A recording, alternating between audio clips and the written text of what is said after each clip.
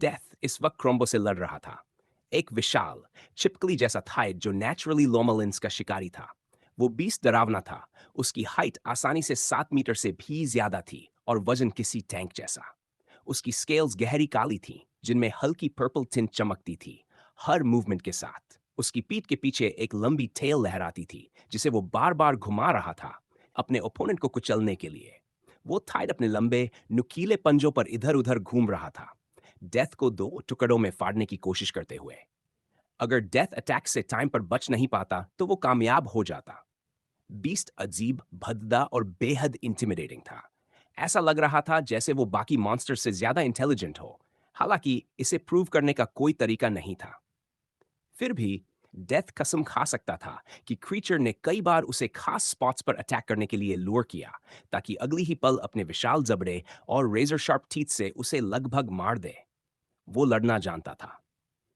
उसने अपने हर natural weapon का इस्तेमाल किया, मास्टर असैसिन को पूरी तरह प्रेशर में रखने के लिए। डेथ अभी अभी उसकी टेल से बचने के लिए डाइव कर पाया था। टेल अपने आप में घूमी, एक मॉन्स्टर टॉर्नेडो जैसा इफेक्ट बनाते हुए हवा को इस कदर हिला दिया कि डेथ का बैलेंस लगभग चला ही गया। फक। लेकिन डेथ कोई साधारण आदमी नहीं था। वो एक स्किल्ड असैसिन और वेटरन वॉरियर था।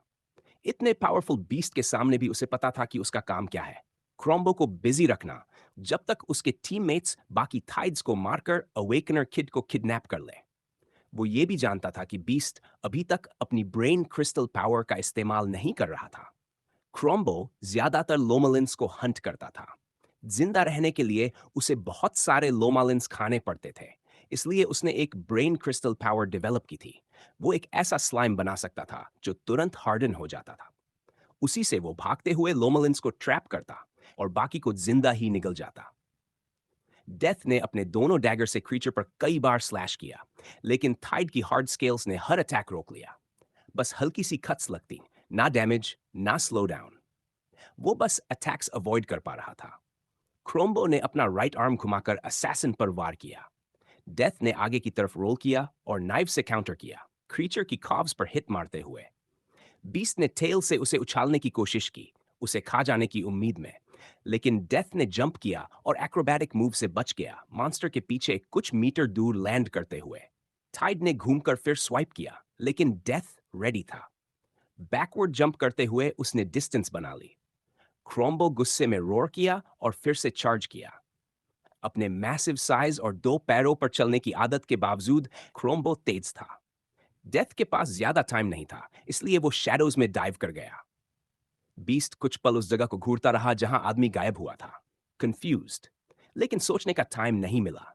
डेथ उसके पीछे अपीयर हुआ और फिर से स्लैश किया। नाइव्स ने स्केल्स को स्क्रैप किया। क्रोम्बो ने तुरंत घूमकर रिएक्ट किया, लेकिन डेथ ने उसे मौका नहीं दिया। वो बीस्ट के पास से दौड़ता हुआ निकला और बॉडी पर एक और छोटा वूंड छोड़ गया। क्रोम्बो गुस्से में ग्रॉल किया। फिर उसने दोनों आर्म सिर के ऊपर उठाई और जोर से नीचे पटकी। हर हाथ के क्लॉज भाले की तरह जमीन में धंस गए। धरती कांप उठी।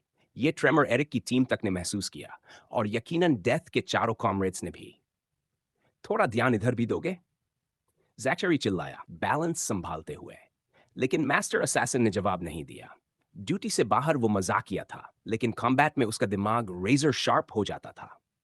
वो पूरी तरह बीस्ट पर फोकस था, क्रोम्बो का ध्यान खुद पर टिकाए हुए। कभी कभी क्रोम्बो ग्रेग, जैकरी या स्लाइस से डिस्ट्रैक्ट होकर उनकी तरफ दौड़ता, लेकिन डेथ हर बार उसे रोक लेता। ये बहनचोद बीस्ट सिर्फ हमें ही क्यों टारगेट कर रहे हैं? एक दूसरे को क्यों नहीं मार रहे? डेथ ने मन ही मन सोचा। हे, उसने टीममेट से कहा, कितना टाइम लगेगा इन सबको निपटाने में? बेस्ट केस में 5 मिनट, लेजर ने जवाब दिया। इतना टाइम चाहिए था थाइड्स को मारने, एरिक को ग्रैब करने और सिटी वापस भागने के लिए। अगर मिशन कंप्लीट हो गया तो डेथ को भारी अमाउंट में पैसा मिलेगा। पैसा, यही एक चीज थी जिसे डेथ सच में प्यार करता था। वो ग्रीडी था। जॉब्स के लिए लोगों को मारता था क्योंकि पेमेंट अच्छी मिलती थी। इनोसेंट या गिल्टी, उसे कभी फर्क नहीं पड़ा। किल करना, पैसा कमाना और कभी कभी सेक्स खरीदना, यही उसकी जिंदगी थी। क्रोम्बो ने जोरदार रोर किया और डेथ की तरफ चार्ज किया। मास्टर असैसिन ने चार्ज डॉज किया, शैडोज में लीप करके क्रीचर की पीठ पर पहुंच गया। अटैक्स अवॉइड करते हुए वो वीकनेसेस ढूंढने लगा, लेकिन कुछ नहीं मिला। नाइफ स्केल्स को पियर्स नहीं कर पा रही थी। असली डैमेज के लिए उसे अलग वेपन चाहिए था। डेथ के पास एक पूरा रूम था, सिर्फ वेपन स्टोर करने के लिए। अगर उसे पता होता कि उसे क्रोम्बो से लड़ना पड़ेगा, तो वो स्वॉर्ड लेकर आता। लेकिन उसे लगा था कि ज्यादा से ज्यादा एरिक को इम्पेयर करना पड़ेगा, इसलिए उसने लीथल गियर नहीं लिया। फाइट चलते चलते एरिक का टाइम ऑलमोस्ट खत्म हो रहा था। अगर डेथ के 4 कॉमरेड्स सारे थाइड्स मार देते, तो एरिक का किडनैप होना तय था। अगर टीचर्स और उसके दोस्त टाइम पर नहीं पहुंचे, तो वही उसकी डेस्टिनी थी। फॉरेस्ट में एम्बर और बाकी लोग पूरी स्पीड से एरिक की लोकेशन की तरफ दौड़ रहे थे। एम्बर ने सबको हेल्प के लिए कॉल कर लिया था। कितना टाइम लगेगा वहां पहुंचने में? बेनेडिक्ट ने पूछा। एम्बर ने बिना देखे जवाब दिया। उसका पूरा फोकस बस एरिक तक जल्द से जल्द पहुंचने पर था। 2 मिनट, उसने कहा। बेनेडिक्ट ने दांत पीसते हुए कर्स किया और दौड़ता रहा। किसी ने उसके रूममेट पर अटैक किया था। यह बात उसे अजीब लग रही थी। एरिक पूरे कंट्री में अकेला अवेकनर था। मिलिट्री की नजर उस पर जरूर थी। फिर भी कोई इतना बेवकूफ कैसे हो सकता था? हालांकि उसे चिंता भी थी। जो भी थे, इतने स्किल्ड थे कि अननोटिस्ड फॉरेस्ट तक पहुंच गए। स्टूडेंट्स को नहीं पता था कि 1000 के आसपास थाइड्स का एक छोटा सा हॉर्ड इस वक्त एरिक की टीम पर हमला कर रहा था। वहां पहुंचकर उन्हें बहुत बड़ा शॉक मिलने वाला था। तुम्हें क्या लगता है, किसने अटैक किया? फ्लॉयड ने पूछा। कोई जिसे मरने का शौक है, ग्वेन ने कहा। नहीं, सीरियसली ये सेंस नहीं बनाता, फ्लॉयड बोला। सेंस बनाता है, एम्बर ने कहा। अगर ये मान लो कि किसी ने उसका घर पूरी तरह रेक किया था, वो कुछ ढूंढ रहे थे।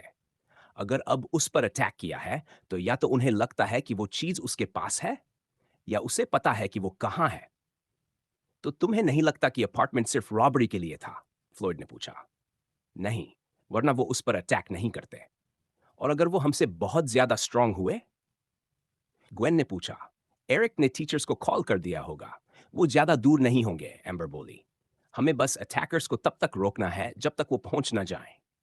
और अगर वो ऑलरेडी डेड हो या एरिक किडनैप्ड हो चुका हो, बेनेडिक्ट ने कहा। एम्बर ने कुछ नहीं कहा। बस दुआ करो कि ऐसा न हो। एरिक और उसके ग्रुप ने अभी अभी उस क्रीचर को मार गिराया था। फिर भी सिचुएशन आइडियल नहीं थी। रॉबिन और एलिना के बिना बचे हुए 3 स्टूडेंट्स, एंडरसन, एरिक और जूडिथ, को बहुत ज्यादा एफर्ट लगाना पड़ा था। यहां तक कि एंडरसन भी साफ तौर पर थक चुका था। एरिक ने अब तक अपनी पावर यूज नहीं की थी, लेकिन वो तब तक ऐसा कर भी नहीं सकता था जब तक उसके दोस्त पीछे हटकर भाग न जाएं। प्रॉब्लम यह थी कि अगर वो भागते, तो एरिक अकेला इससे घिर जाता और पूरी तरह ओवरवेल्म हो जाता।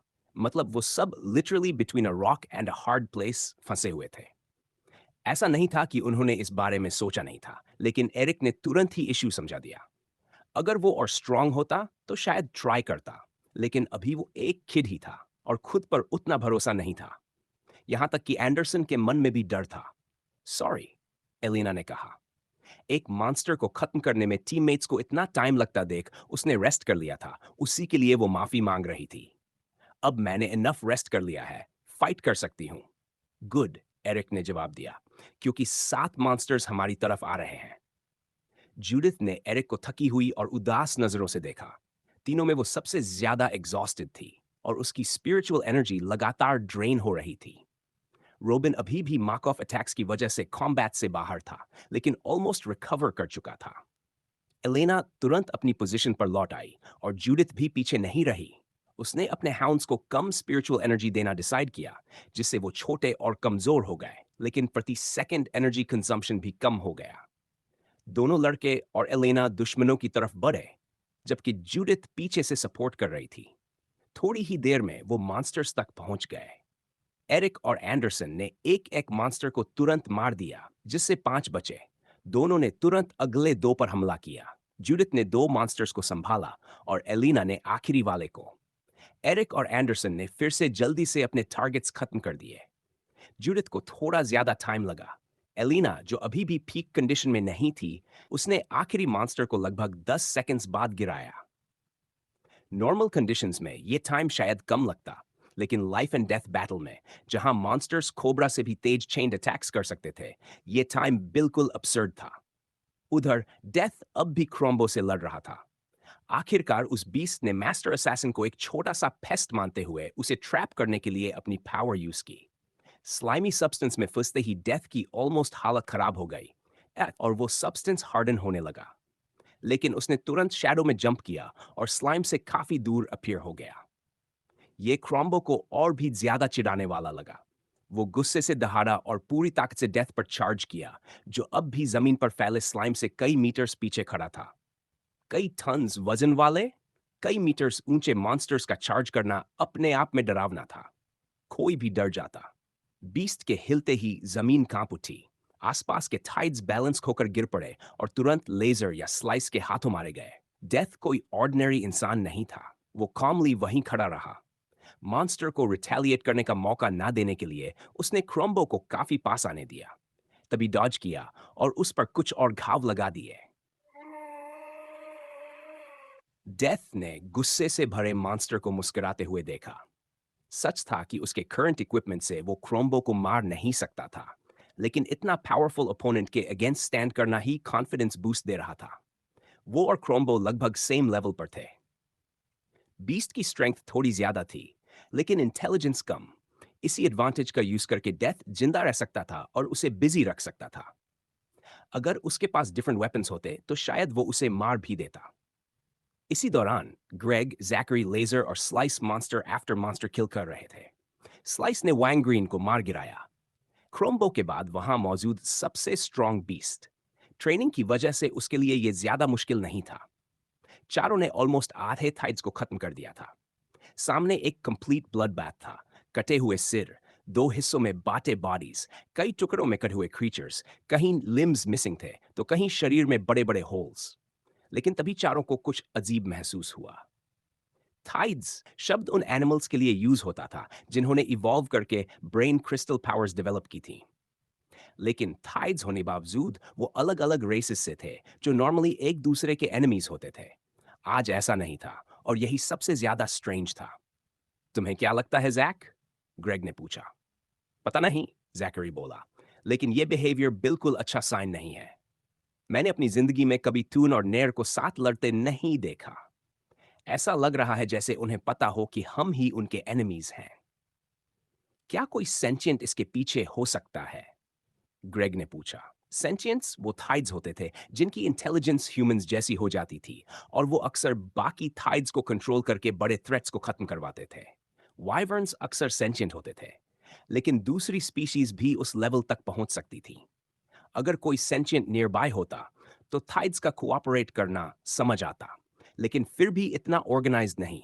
यहां तो मॉन्स्टर्स टुगेदर अटैक कर रहे थे, प्रिमिटिव टैक्टिक्स यूज कर रहे थे। हो सकता है, जैकरी ने कहा, लेकिन सर्टेनिटी से नहीं कह सकता। स्लाइस बीच में कूदा। अगर कोई सेंचिएंट आसपास है तो सिटी में खेयास मचने वाला है। फ्रंट के हायर अप्स अभी से ही पसीना बहा रहे होंगे। वो हंसते हुए बोला। लेजर ने सिर हिलाया। मिलिट्री में मेरा एक दोस्त है। उसने बताया कि एक होर्ड इस तरफ आ रही है। इमेजिन करो, एक पूरी फकिंग होर्ड। सीरियसली? स्लाइस बोला। मुझे तो कुछ पता ही नहीं था। हाँ, पैनिक न फैले इसलिए सब सीक्रेट रखा गया है, लेजर ने कहा। क्या वो लोग इसे रोक पाएंगे? ग्रेग ने पूछा। मतलब मिलिट्री को पता है तो कुछ तो कर रहे होंगे, राइट? पता नहीं, लेजर ने जवाब दिया। लगता है एडवांस रोकने की कोशिश कर रहे हैं, लेकिन प्रॉब्लम्स आ रही हैं। मेरे दोस्त ने कहा, ये 1 मिलियन स्ट्रांग होर्ड है। पिछले 40 इयर्स में ऐसा कुछ नहीं देखा गया। ये सुनकर जैकरी और ग्रेग दोनों वरीड हो गए। स्लाइस को ज्यादा फर्क नहीं पड़ा। अगर मॉन्स्टर सिटी में घुस आए तो उसे स्ट्रेस रिलीज करने का मौका मिल जाता। मतलब किलिंग। पांचों आदमी लगातार मॉन्स्टर्स मारते रहे। थोड़ी देर में उन्हें एहसास हुआ कि आधे से ज्यादा थाइड्स मर चुके थे, लेकिन फिर भी संख्या काफी थी। एरिक तक पहुंचने से पहले सबको खत्म करना जरूरी था। आसपास की बदबू अनबेरेबल थी। खुले हुए पेट, बाहर निकली आंतें, जमीन पर फैला खून और गंदगी। वो लोग बहुत केयरफुली मूव कर रहे थे, डेड बॉडीज पर पैर फिसलने से बचते हुए, चार्जिंग मॉन्स्टर्स और कभी-कभी आने वाले ब्रेन क्रिस्टल पावर अटैक से डॉज करते हुए। फास्ट! ऑलमोस्ट पहुंच गए। एम्बर चिल्लाई। मैंने कुछ सुना। वो टाइड्स थे, ग्वेन ने बात पूरी की। एरिक ने कहा था ना कि उन पर लोग भी अटैक कर रहे थे? बेनेडिक्ट ने पूछा। एम्बर ने कहा, लेकिन लगता है अब थाइड्स भी इन्वॉल्व्ड हैं। मतलब वो लोग डेस्परेट हो चुके हैं, फ्लॉयड ने कहा, ये सोचते हुए कि एरिक और एंडरसन एक साथ इंसानों और थाइड्स दोनों से लड़ रहे होंगे। जब वो वहां पहुंचे तो सामने का सीन हॉरिफाइंग था। जो मॉन्स्टर्स नॉर्मली 5 किलोमीटर से भी दूर होने चाहिए थे, वो झुंड में 5 आदमियों पर टूट पड़े थे। उनमें से एक जायंट बीस्ट से लड़ रहा था जिसे उन्होंने पहले कभी नहीं देखा था। जमीन पर बॉडीज का ढेर था।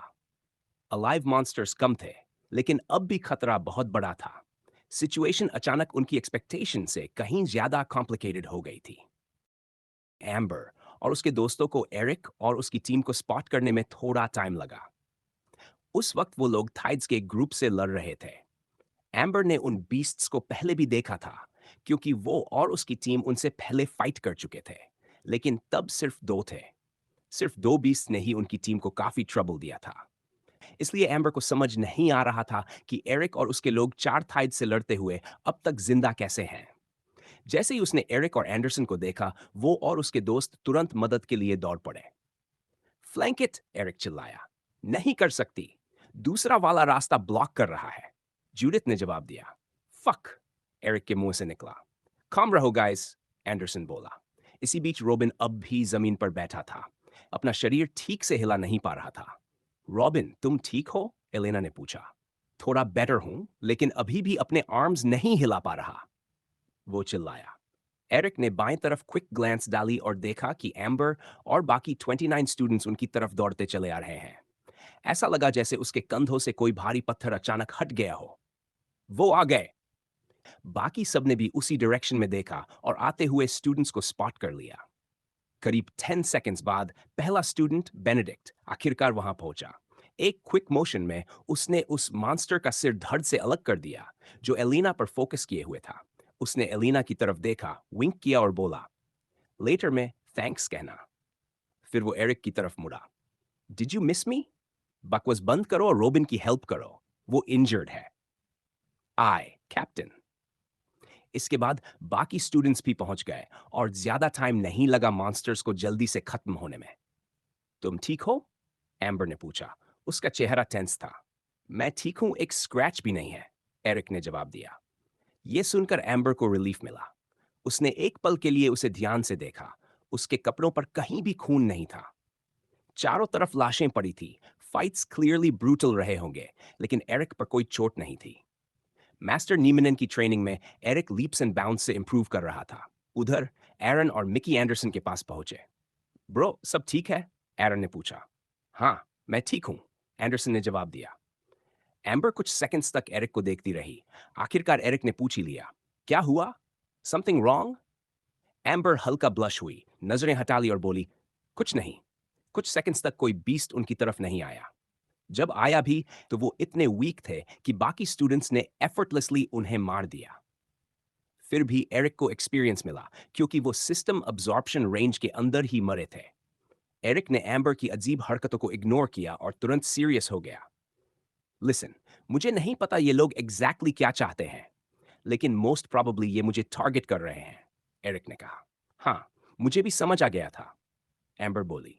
एरिक ने उसे सरप्राइज्ड लुक से देखा, लेकिन उसका दिमाग फुल स्पीड पर चलने लगा। अगर वो भागता तो उसके दोस्त और बाकी स्टूडेंट्स थाइड्स के हाथों मारे जाते, जैसे पहले होने वाला था। अगर वो नहीं भागता तो वो 5 आदमी उसे किडनैप करने की कोशिश करते और इनफ थाइड्स मरने के बाद क्रॉम्बो के हवाले बाकी स्टूडेंट्स को छोड़ देते। एरिक अपने दोस्तों को मरने नहीं देना चाहता था, लेकिन उनसे भागने को कहना भी बेवकूफी थी। उसे यकीन था कि वो ऐसा करते भी नहीं। सब मिलकर भर भाग सकते थे, लेकिन तब भी वो 5 लोग एरिक को कुछ मिनट्स का हेड स्टार्ट देकर पीछा करते। उनके स्टैट्स के सामने 30 सेकंड्स भी नहीं लगते उसे पकड़ने में। तब तक थाइड्स भी उसे शील्ड करने के लिए नहीं होते। बाकी स्टूडेंट्स को दूर भेजना भी बेवकूफी होती, क्योंकि तब एरिक के जिंदा निकलने के चांसेस और कम हो जाते। 30 लोग साथ हों तो कम से कम एक चांस तो था, लेकिन एरिक जानता था कि ज्यादातर स्टूडेंट्स के पास weapon conjuring brain crystal power थी और उनके स्टैट्स के साथ थाइड्स खत्म होने के बाद उन 5 लोगों से लड़ना सुइसाइड होता। क्या? उसने पूछा। एरिक कुछ सेकंड्स तक चुप रहा। उसे नहीं पता था कि जो वो एम्बर से करने को कहने वाला है वो उन्हें थोड़ा भी एक्स्ट्रा टाइम दिला पाएगा या नहीं, लेकिन ट्राई करना जरूरी था। फिर उसने एंडरसन की तरफ देखा। हे, मुझे तुमसे एक फेवर मांगना है, इधर आओ। एरिक ने दोनों को प्लान समझाया। उसे नहीं पता था कि वो अग्री करेंगे या नहीं, लेकिन उसके हिसाब से यही बेस्ट शॉट था एस्केप का।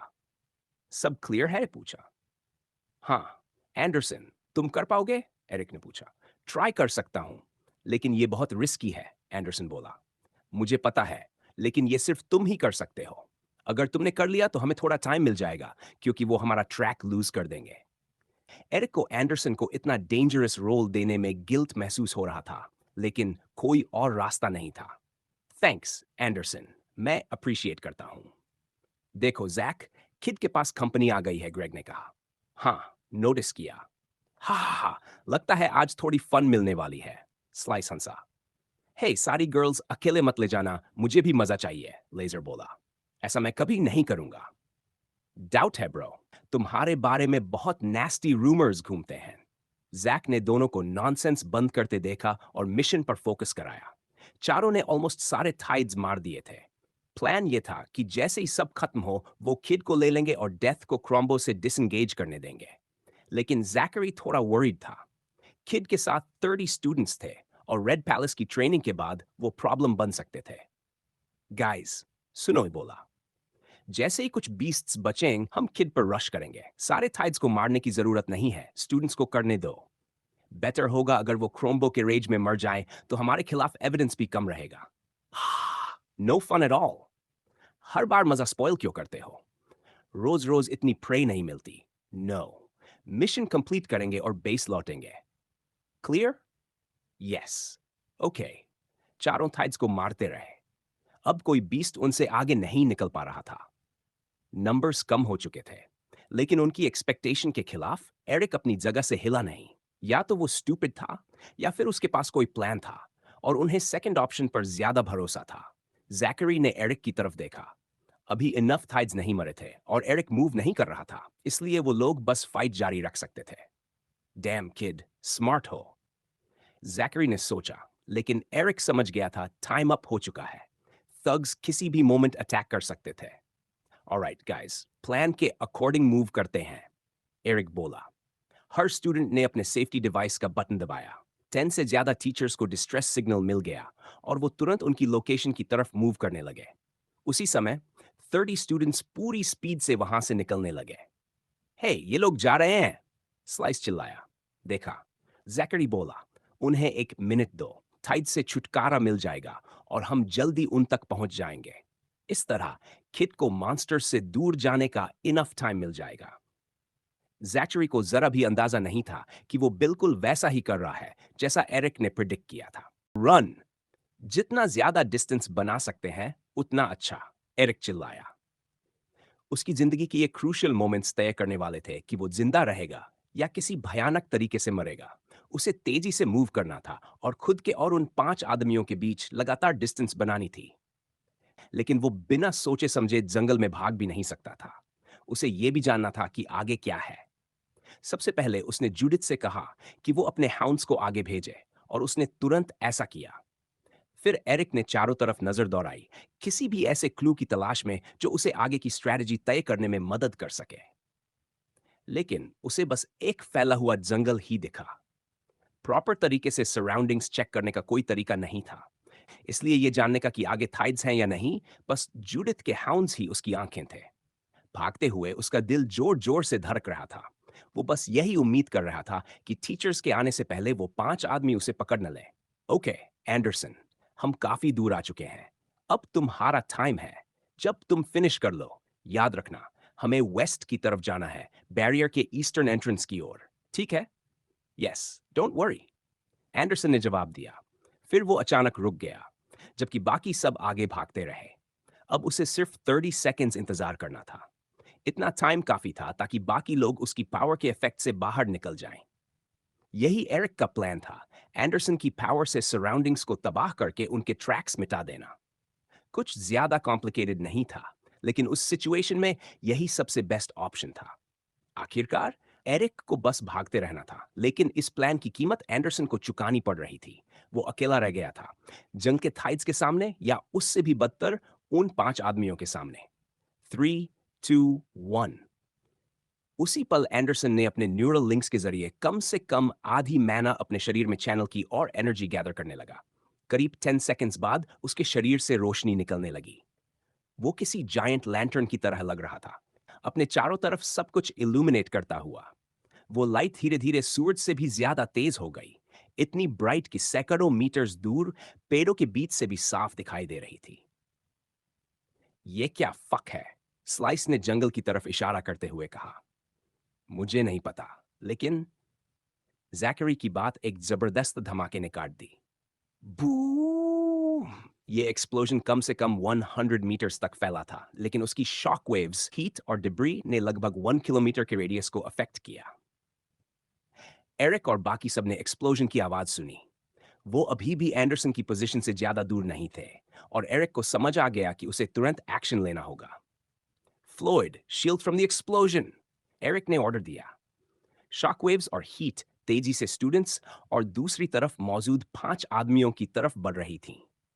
फ्लोइड फौरन भागते हुए स्टूडेंट्स के पीछे गया और अपनी सबसे स्टर्डी शील्ड डिप्लॉय कर दी। कुछ ही मोमेंट्स बाद शॉकवेव पूरी ताकत से शील्ड से टकराई। फक! फ्लोइड चिल्लाया। एनर्जी की अमाउंट डरावनी थी। सिर्फ शील्ड बनाए रखने के लिए ही वो भारी मात्रा में मैना खर्च कर रहा था। और ये तो ब्लास्ट की एक्चुअल पावर भी नहीं थी। एक सिंगल आदमी इतना पावरफुल कैसे हो सकता है? उसने गुस्से में चिल्लाया। फोकस, फ्लोइड।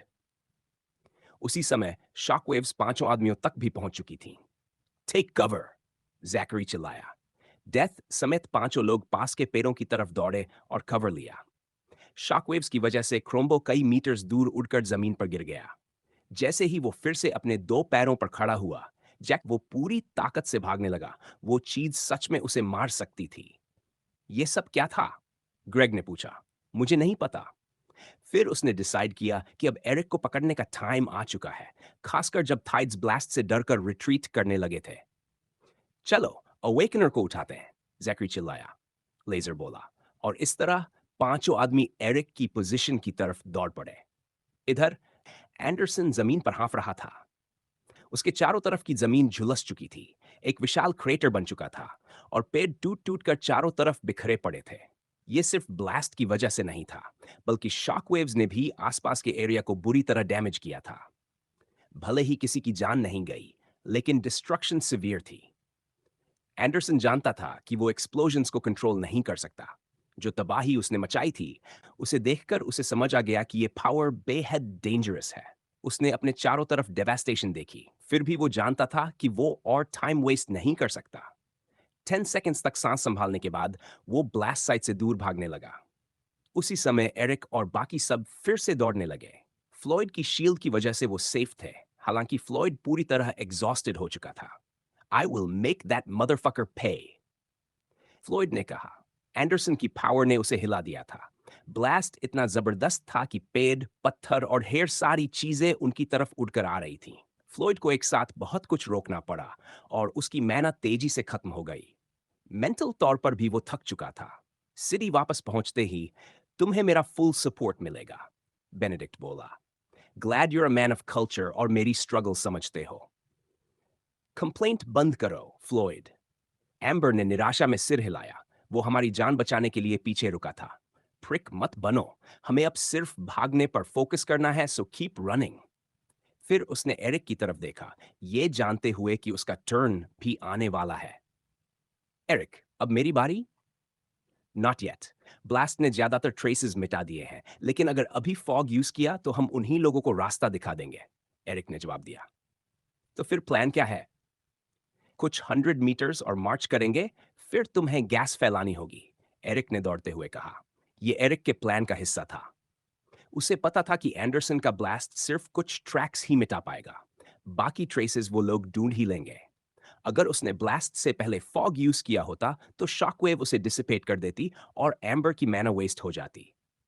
ट्रैक्स मिलना अनअवॉइडेबल था, इसलिए बेस्ट ऑप्शन यही था कि एक पॉइंट के बाद फॉग यूज की जाए, ताकि वो नेचुरल तरीके से विजन ब्लॉक करे और उन आदमियों को अंदर घुसने से रोके, या कम से कम उन्हें माना वेस्ट करने पर मजबूर करे।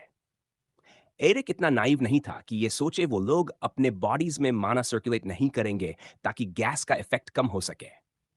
वो ऐसा करेंगे ही, लेकिन इससे उनकी माना ज्यादा खर्च होगी और विजिबिलिटी भी कम हो जाएगी। 29 स्टूडेंट्स ईस्टर्न गेट की तरफ अपनी पोजीशन के वेस्ट में दौड़ते रहे। जब एरिक को लगा कि डिस्टेंस काफी हो चुका है, उसने एम्बर को कोरोसिव गैस रिलीज करने का सिग्नल दिया। अब एरिक चिल्लाया। यस। एम्बर ने अपने पूरे शरीर में मैना चैनल की। रेडी होते ही वो फॉर्मेशन के पीछे गई और अब तक की सबसे कोरोसिव गैस रिलीज करनी शुरू कर दी। गैस ने तुरंत सराउंडिंग्स को अफेक्ट करना शुरू कर दिया। पत्तियां, पेड़, यहां तक कि पत्थर भी पिघलकर लिक्विड में बदलने लगे। जल्द ही पूरा जंगल वेजिटेशन से बनी एक थिक एसिडिक सब्सटेंस से भर गया। पेड़ आग पकड़ने लगे, गिरने लगे और स्टूडेंट्स के ट्रैक्स और ज्यादा कवर हो गए। लेकिन स्टूडेंट्स को सावधान रहना था। एम्बर से पीछे रह जाना मतलब एक बेहद भयानक मौत। उसी दौरान पांचों आदमी जंगल के अंदर तेजी से भाग रहे थे, स्टूडेंट्स के छोड़े हुए ट्रेल्स को फॉलो करते हुए। रास्ते में वो उस जगह से भी गुजरे जहां एरिक और उसके ग्रुप ने फाइट की थी, और ये देखकर हैरान रह गए कि इतने यंग लोग जो अभी मिलिट्री स्कूल में भी नहीं गए थे, इतने ज्यादा स्ट्रांग कैसे हो सकते हैं। Pretty impressive for a bunch of kids, death ने कहा। Hell yeah, man. अब तो इन्हें काटने का मन और भी ज्यादा कर रहा है। स्लाइस हंसते हुए बोला। मैं समझ सकता हूं ओल्ड स्पोर्ट, लेकिन अनफॉर्चुनेटली यहां बॉस हमें मजे करने नहीं देना चाहता। Will you shut the fuck up? Zachary गुस्से में चिल्ला उठा। साफ था कि बॉस से उसका ही मतलब था। जैकरी पहले से ही इरिटेटेड था। उन्हें कई मिनट्स तक थाइड्स की एक पूरी स्वार्म से लड़ना पड़ा, जबकि आइडियली उन्हें बस किड को उठा लेना चाहिए था। ऊपर से लेजर का उसे मॉक करना और भी चिढ़ा रहा था। ये सब एक फकिंग जंगल के बीच हो रहा था। चारों तरफ सोल्जर्स, रेड पैलेस के टीचर्स और आदमी खाने वाले मॉन्स्टर्स। जैकरी और ग्रेग की पिछली फेलियर्स ने सिचुएशन को और भी कॉम्प्लिकेटेड बना दिया था। अगर इस बार मिशन फेल हुआ तो क्रिस्टल क्रॉस गैंग के अंदर उसकी पोजीशन तक खतरे में पड़ सकती थी। ये पनिशमेंट बहुत हार्श था, लेकिन क्रिस्टल क्रॉस गैंग इसे सिर्फ स्पेशल मिशंस में ही यूज करती थी, और वो भी लो लेवल मेंबर्स को डराने के लिए, ताकि वो ऐसे क्वेस्ट्स ले जिनमें फेल होना तय हो और गैंग के कनेक्शंस एक्सपोज हो जाएं। जैकरी पर इमेंस प्रेशर था। उसे खुद पर शक होने लगा था कि क्या वो सच में इस सिचुएशन को हैंडल कर पाएगा।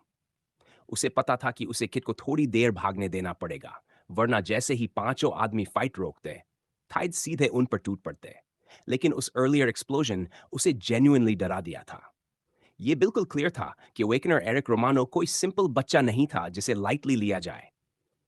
एक दो बार जैकरी ने जानबूझकर थाइड्स को अपने पास से निकलने दिया था, सिर्फ ये देखने के लिए कि किड क्या करेगा, और एरिक ने उसे डिसअपॉइंट नहीं किया। उसने अपनी टीम को परफेक्टली लीड किया। भले ही वो सिर्फ 16 का था, लेकिन उसकी ब्रेवरी और इंट्यूशन जैकरी ने अपनी उम्र के लोगों में भी शायद ही देखी थी। सही मोमेंट पर सही ऑर्डर्स देना, टाइड्स और उनकी ब्रेन क्रिस्टल पावर्स की डीप अंडरस्टैंडिंग रखना और टीम को प्रिपेयर करना, सब कुछ फ्लॉलेस था। वो टीम का स्ट्रॉन्गेस्ट मेंबर नहीं था।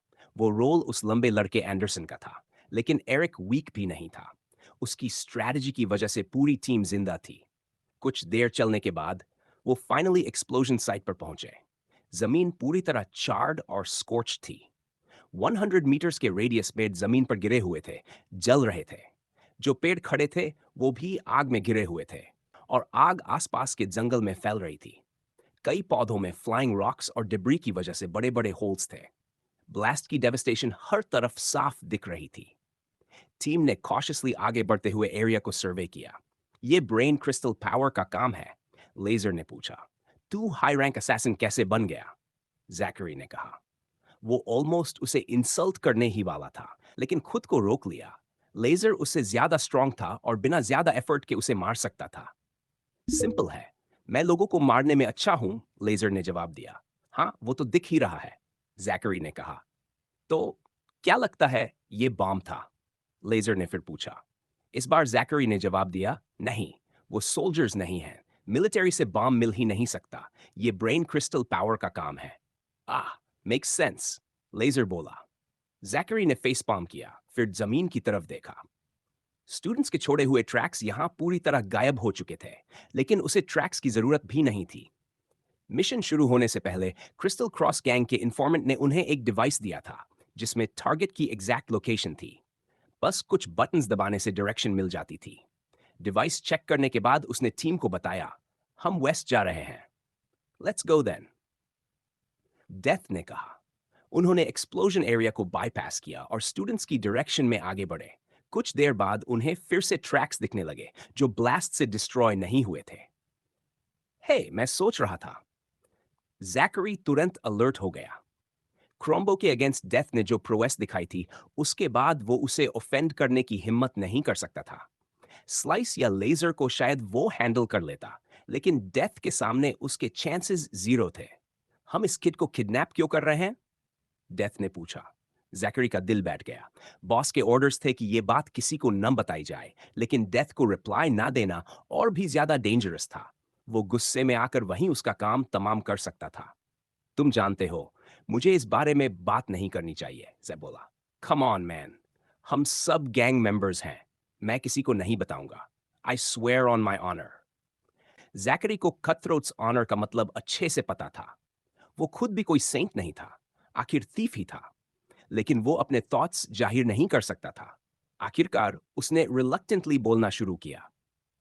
कुछ टाइम पहले हमें किड के घर में किसी चीज को सर्च करने भेजा गया था। एक बहुत इंपॉर्टेंट पर्सन को लगता है कि उसके पास कोई प्रेशियस इंफॉर्मेशन है।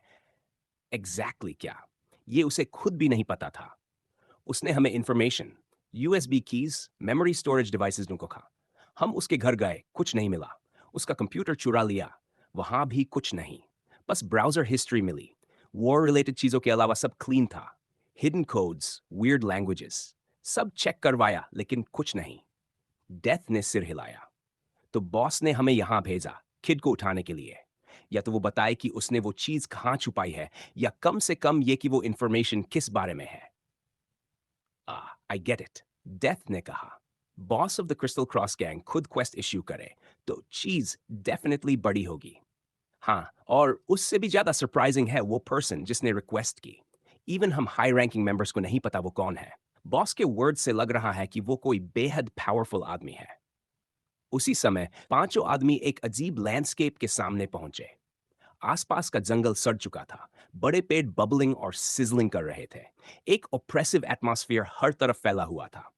आग जल रही थी, जबकि ब्लास्ट वाली आग यहां तक पहुंची ही नहीं थी। आगे डेंस वियर्ड फॉग था जिसने विजन पूरी तरह ब्लॉक कर दी थी। What the hell happened here? Death ने कहा।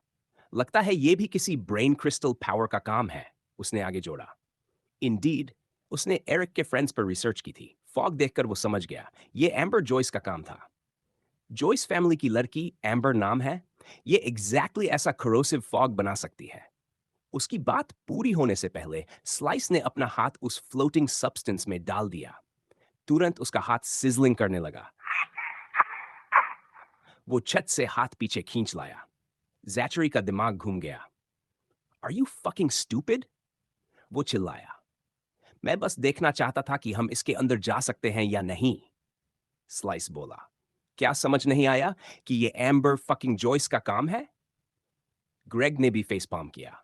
क्या हम इसके अंदर से जा सकते हैं? डेथ ने सीरियस टोन में पूछा। पॉसिबली, अगर हम अपने बॉडीज पर मैना स्प्रेड करें, जैकरी बोला। लेकिन जितना मैं जानता हूं उस लड़की के पास काफी हाई मैना रिजर्व्स हैं। फीजिबल होगा या नहीं, कह नहीं सकता। वो हाई रैंकर नहीं है, डेथ ने कहा। वो इस पावर को ज्यादा देर सस्टेन नहीं कर पाएगी। मुझे लगता है हम ट्राई कर सकते हैं। फॉग को बाईपास करना मतलब टाइम वेस्ट करना। और अगर एरिक मेन गेट तक पहुंच गया तो मिशन ऑलमोस्ट फेल्ड माना जाएगा। फॉग के अंदर जाना फास्ट था लेकिन बेहद डेंजरस। जैकरी ने कुछ सेकंड सोचा। मिशन फेल हुआ तो सालों की मेहनत से जो कुछ उसने पाया था सब चला जाएगा। ये थॉट उसे मंजूर नहीं था। ऑलराइट, हम फॉग के अंदर से ही जाएंगे। क्या तुम्हें लगता है जो हमने किया वो काफी था? बेनेडिक्ट ने एरिक से पूछा। शायद नहीं। अगर वो हमें पहली बार ढूंढ पाए थे तो अब भी ढूंढ सकते हैं, एरिक ने जवाब दिया। तो फिर एंडरसन को पीछे क्यों भेजा और एम्बर से गैस क्यों निकलवाई? फ्लॉयड ने पूछा। एरिक लगातार अपने आसपास नजर दौड़ा रहा था, इस उम्मीद में कि मेन गेट तक जाते हुए कहीं कोई थाइड न दिख जाए। फिर उसने कहा, सबसे पहले हमें नहीं पता कि वो हमें ट्रैक कैसे कर रहे हैं। हो सकता है फुटप्रिंट से, स्मेल से, या फिर किसी ट्रैकिंग डिवाइस से। आखिरी केस में तो हम कुछ कर ही नहीं सकते थे। लेकिन पहले दो मामलों में कम से कम हमने उनके लिए हमें ढूंढना मुश्किल तो बना दिया। एक्सप्लोजन ने स्मेल और फुटप्रिंट्स दोनों को मिटा दिया और गैस ने कम से कम फुटप्रिंट्स को कवर कर दिया। इसके अलावा गैस या तो उन्हें घूमकर आने पर मजबूर करेगी, जिससे उनका टाइम वेस्ट होगा, या फिर उन्हें थोड़ी चोट पहुंचेगी। समझ गया, फ्लॉयड ने कहा। यहां एरिक की रोल काफी मुश्किल थी। उसे जंगल में सबको रास्ता दिखाना था, लोमलिंस और दूसरी क्रीचर से बचते हुए आगे बढ़ना था, पीछा कर रहे उन 5 लोगों पर नजर रखनी थी, और साथ साथ अपने साथियों की सेफ्टी का भी ध्यान रखना था। ऐसा नहीं था कि उन 29 स्टूडेंट्स को कोई भी थाइड आसानी से मार सकता था, लेकिन लड़ाई में टाइम वेस्ट होता, और अगर ऐसा हुआ तो वो पांचों उन्हें पकड़ लेते। ग्रुप सावधानी से आगे बढ़ रहा था। वो इस वक्त एक क्लियरेंस की तरफ जा रहे थे। एरन का ग्रुप पहले वहां जा चुका था, इसलिए वो एरिक के पास आया। एरिक, मुझे लगता है हमें आगे वाला क्लियरेंस अवॉइड करना चाहिए, एरन ने कहा। क्यों? ने पूछा। क्योंकि मैं और मेरा ग्रुप पहले वहां गए थे और हमने कुछ थाइड्स मारे थे। मुझे लगता है अब वहां और भी ज्यादा थाइड्स जमा हो गए होंगे, जो हमारे किल्स के बचे खुचे हिस्से खा रहे होंगे, एरन ने समझाया। एरन की बात सुनकर एरिक चौंक गया। जूडिथ उसके पास ही थी और लगातार बता रही थी कि हाउंड्स ने क्या देखा है। फक, जूडिथ, आगे कुछ है? उसने पूछा। हाँ, मेरे हाउंड्स अभी वहीं पहुंचे हैं। वहां 3 ऐसे थाइड्स हैं जिन्हें मैं नहीं जानती, और वो लाशें खा रहे हैं। एरिक ने कुछ सेकंड सोचा। क्या उन 30 स्टूडेंट्स के साथ 3 थाइड से लड़ना बेहतर होगा या राउट बदलना? किस में कम टाइम वेस्ट होगा? जूडिथ, थाइड्स को डिस्क्राइब करो, ने कहा। वो इंसेक्ट लाइक क्रीचर्स हैं, मैंटिस जैसे। 2 छोटे एंटेनी हैं और कंपाउंड आइज जो सिर का ज्यादातर हिस्सा घेर लेते हैं। साइड में खुलने वाले मैंडिबल्स हैं, बहुत डरावने दांतों के साथ। आगे 2 पैर हैं, पीछे 2, और उनका बट वास्प जैसा है। जूडिथ ने बताया। क्या उनकी पीठ पर सफेद स्ट्राइप्स हैं? एरिक ने पूछा। हैं? तो ये टेडियस हैं? क्या वो खतरनाक हैं? एरन ने पूछा। हमारे ग्रुप के लिए नहीं, लेकिन उनसे लड़ने में हम स्लो हो जाएंगे। अगर हम उन्हें अवॉइड करें तो कितना टाइम जाएगा? एम्बर ने पूछा। एरिक ने हिसाब लगाया। अगर हम क्लियरेंस के चारों ओर घूमें तो करीब 30 सेकंड्स का लॉस होगा। अगर लड़ाई करें तो 20 से 40 सेकंड्स लग सकते हैं। थाइड की स्ट्रेंथ और अनएक्सपेक्टेड चीजों पर डिपेंड करेगा। ऊपर से इंजरी का रिस्क भी रहेगा। तो रिस्क लें या नहीं? ग्वेन ने दबाव डालते हुए पूछा। एरिक ने एक पल सोचा और फैसला लिया। नहीं, हम जगह अवॉइड करेंगे। ग्वेन ने राहत की सांस ली। ठीक है। फक, इससे काफी टाइम वेस्ट होगा। कुछ लोगों को लगा कि 20-40 सेकंड ज्यादा नहीं है, लेकिन ऐसे लोगों के लिए जो मिनट्स में किलोमीटर्स दौड़ सकते हैं, ये बहुत ज्यादा था। एरिक ने सबकी तरफ देखा। हमें अगला एरिया अवॉइड करना होगा। Follow me.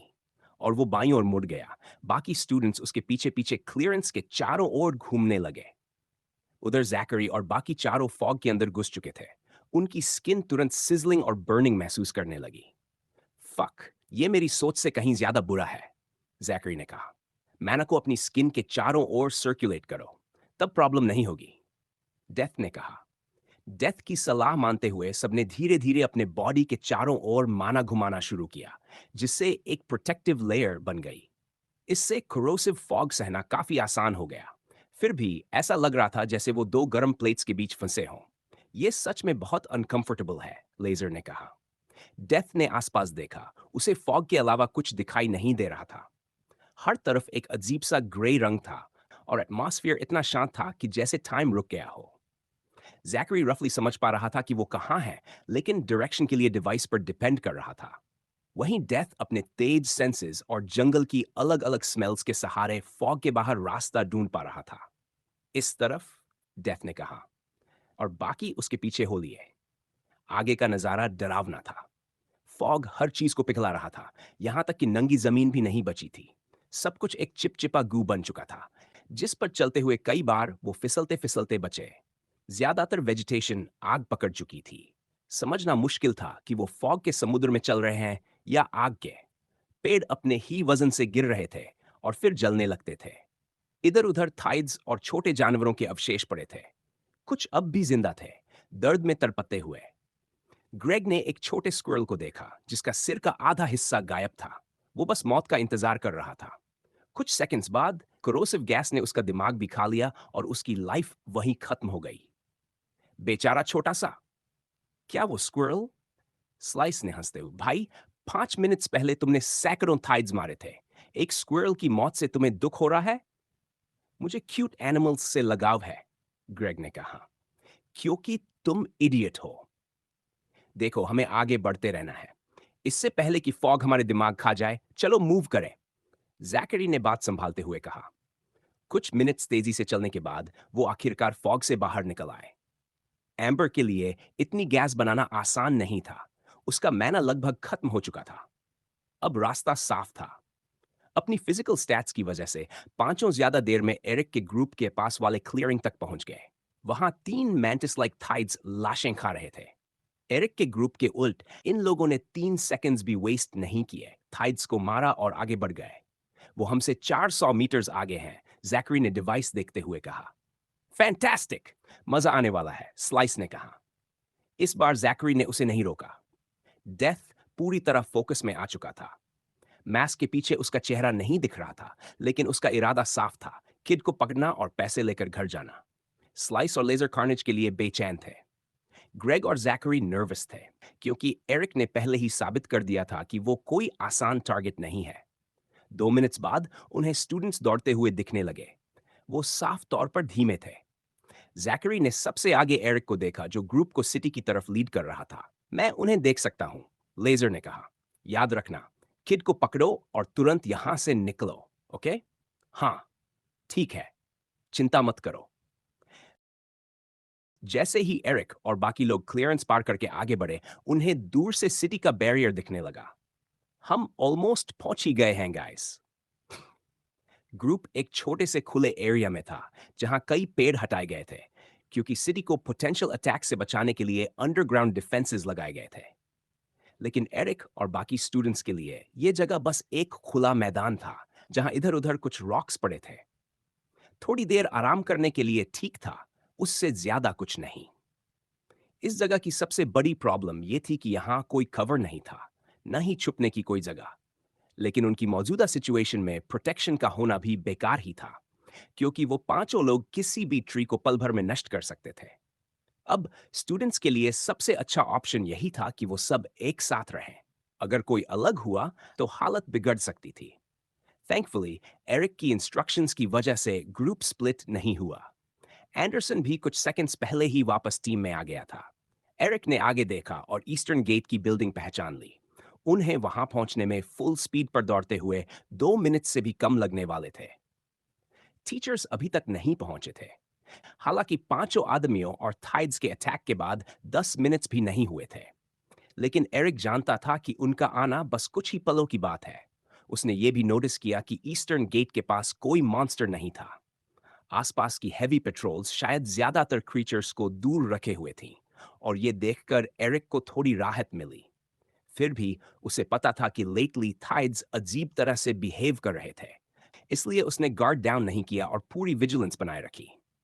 ऑलराइट एवरीबॉडी, बस एक फाइनल स्प्रिंट और गेट तक, एरिक ने ईस्टर्न गेट की तरफ इशारा करते हुए कहा। हरी अप, सबने सिर हिलाया और गेट की तरफ दौड़ पड़े। लेकिन उसी पल एरिक को एक नोटिफिकेशन मिला, जो बेसिकली बता रहा था कि आखिरकार उसका प्लान फेल हो गया है। Multiple hostile presences have been detected. पांचों लोग पहुंच चुके थे। उस मोमेंट पर भागना बेकार था। वो उनसे तेज थे और एरिक को आसानी से पकड़ सकते थे। अब उन्हें लड़ना ही था और होप करनी थी कि टीचर्स कुछ भी गलत होने से पहले पहुंच जाएं। जैकरी ने गहरी सांस ली जब उसने एरिक को मुड़कर उनका सामना करते देखा। उसे लगा कि यह बेवकूफी भरा ऑर्डियल अब खत्म होने वाला है, और वो जल्द ही उस लड़के को पकड़कर मिशन कंप्लीट कर लेगा। स्टूडेंट्स ने जैसे ही पांचों आदमियों की तरफ देखा, एरिक समझ गया कि उसे दो चीजें रोकनी होंगी। पहली, खुद डक्ट होने से बचना। दूसरी, ये लोग यहां क्यों आए हैं, इस बारे में कुछ ऐसा बोल न दें जो बाकी स्टूडेंट्स को सुनने की जरूरत नहीं है, खासकर बायोलॉजिकल सुपर कंप्यूटर के बारे में। तो तुम लोग आखिर आ ही गए, एरिक ने टाइम स्टॉल करने की कोशिश करते हुए कहा। इंडीड, और मैं सजेस्ट करूंगा कि तुम पीसफुली सरेंडर करो और हमारे साथ चलो, जैकरी ने जवाब दिया। एम्बर, फ्लॉयड, एंडरसन, एरन, माइकी, बेनेडिक्ट, मार्था, ग्वेन और बाकी स्टूडेंट्स सब एरिक को देख रहे थे। एरिक जानता था कि ये लोग यहां उसी के लिए आए हैं, वही इनका टारगेट था। स्टूडेंट्स के पास एरिक के लिए लड़ने की कोई वजह नहीं थी। टाइड्स को मारना एक बात थी, लेकिन ऐसे लोगों से लड़ना जो उनसे कहीं ज्यादा पावरफुल थे, बिल्कुल अलग बात थी। क्यों? एरिक ने पूछा। क्योंकि अगर तुमने कंप्लाई नहीं किया, तो हम यहां मौजूद हर इंसान को तुम्हारी आंखों के सामने मार देंगे, डेथ ने बर्फ जैसी ठंडी आवाज में कहा। स्टूडेंट्स समझ चुके थे कि ये लोग कितने डेंजरस हैं। अल्टीमेटम सुनते ही उनके दिलों में डर बैठ गया। उनके लिए सवाल अगर का नहीं था, कैसे का था।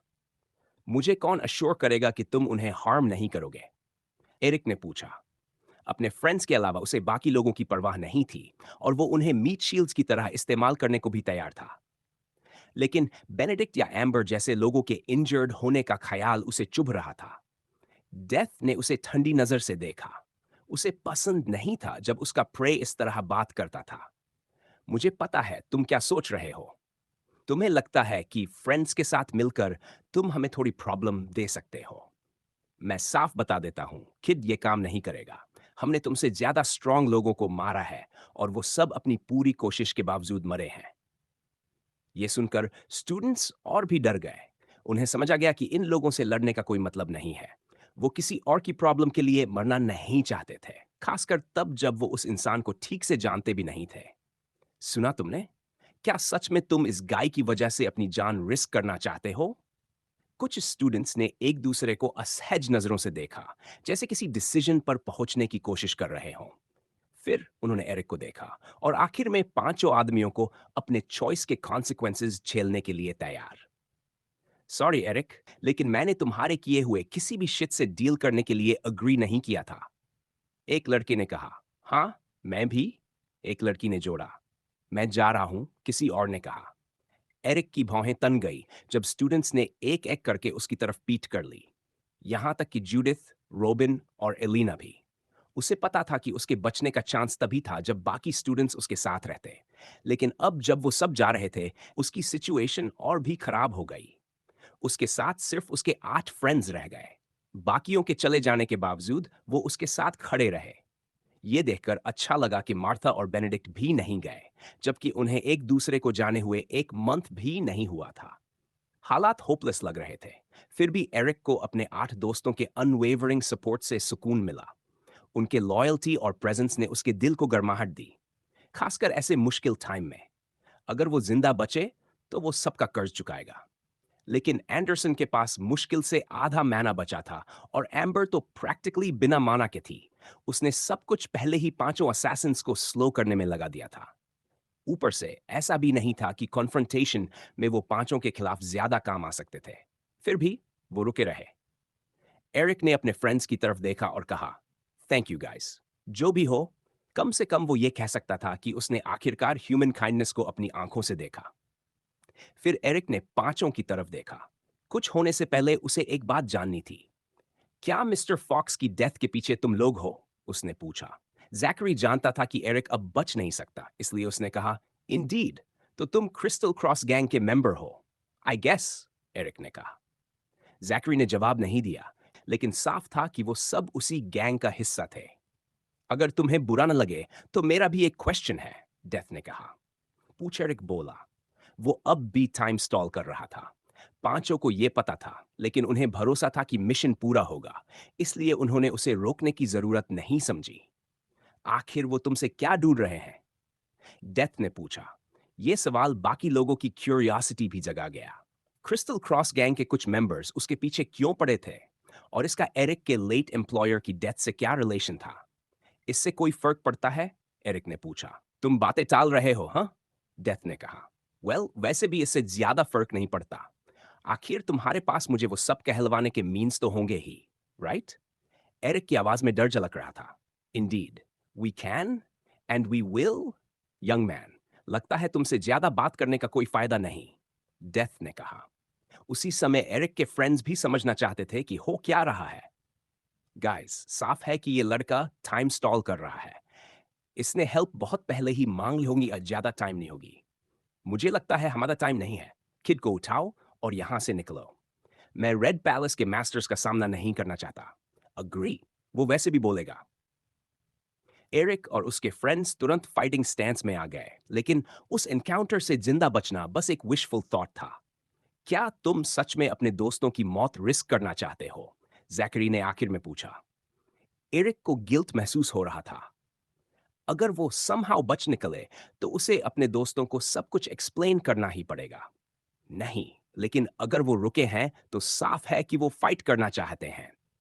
एरिक ने जवाब दिया, alright then, this was your last chance. चलो, उसे ले आते हैं, जैचरी ने कहा। तुरंत ही जैकराइस, लेजर और ग्रेग आगे बढ़ गए। डेथ वहीं रुका रहा। वो देखना चाहता था कि उस यंग मैन के पास कोई और ट्रिक बची है या नहीं। वैसे भी उसे इंटरवीन करने की जरूरत नहीं लगी। वो वहां सिर्फ इंश्योरेंस के तौर पर था। वो ताकि मिशन किसी भी हालत में फेल न हो। एंडरसन और माइकी ग्रेग की तरफ बढ़े। मार्था और बेनेडिक्ट ने लेजर का सामना किया। एरिक और फ्लॉयड स्लाइस से भिड़ गए, जबकि ग्वेन और एरन सीधे जैकरी की ओर दौड़े। इस बीच एम्बर पीछे रह गई, सांस संभालने के लिए। वो पूरी तरह एग्जॉस्टेड थी और मुश्किल से हिल पा रही थी। स्टूडेंट्स और क्रिस्टल क्रॉस गैंग के 5 मेंबर्स के बीच स्ट्रेंथ का गैप डरावना था। उनके पास स्टूडेंट्स से कम 40 पॉइंट्स ज्यादा स्ट्रेंथ थी। इसका मतलब साफ था, अगर स्टूडेंट्स ने सुपीरियर नंबर्स का सही फायदा नहीं उठाया तो वो बहुत जल्दी मारे जा सकते थे। ग्रेग सीधे एंडरसन और माइकी की तरफ झपटा। एंडरसन के पास आसपास की सारी साउंड इरेज करने की एबिलिटी थी, जो एक थीफ के लिए यूजफुल थी, लेकिन ऐसी डायरेक्ट कॉन्फ्रंटेशन में पूरी तरह यूजलेस। एंडरसन ने पहले ही अपना आधा मैना ट्रैक्स इरेज करने में खर्च कर दिया था, फिर भी वो अभी ठीक था। माइकी ने अपनी एबिलिटी इस्तेमाल करते हुए फ्लैश ईटिंग बग्स का एक जायंट स्वार्म समन किया। स्वार्म ग्रेग के ऊपर से गुजरा। ग्रेग समझ गया कि ये बग्स ट्रबल है और उन्हें देखते ही पीछे हट गया। उसी वक्त एंडरसन और माइकी उस पर चार्ज कर गए, जबकि बग्स उसका पीछा करते रहे। उन दोनों को पता था कि माइकी का मैना खत्म होने से पहले उन्हें उस आदमी को इनकैपेसिटेट करना होगा। उन्होंने पूरी ताकत से हमला किया, होपिंग कि रिटेलिएशन का मौका मिलने से पहले ही उसे गिरा दें। लेकिन यह सिर्फ विशफुल थिंकिंग थी।